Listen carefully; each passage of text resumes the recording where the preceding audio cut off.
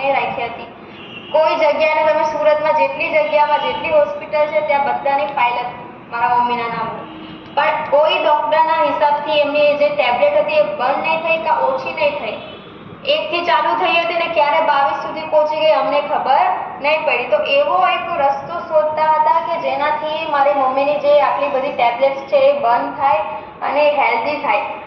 અને જે બેડમાં પડ્યા હતા એ મારને એવું થતું હતું કે મારા મમ્મી ક્યારે ઊભા થાય, ક્યારે નોર્મલ માણસની જેમ બિહેવ કરે. કેમ કે ઘરમાં એક વ્યક્તિ બીમાર હોય ને ત્યારે આખું ઘર એની પાછળ હોય.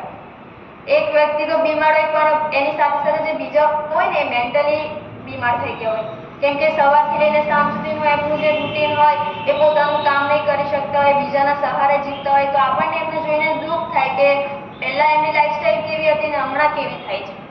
તો કહેવાય છે ને કે ભગવાનના ઘરમાં તેર નથી અંધેર નથી, એવો એક છે ગુજરાતીનો. તો એવી રીતના ભગવાનના ઘરે પણ શું કહેવાય સારું છે કંઈ.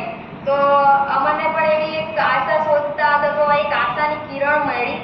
અને તમને જેવી રીતે આજે કોઈએ તમારા દેવદૂતે એક લિંક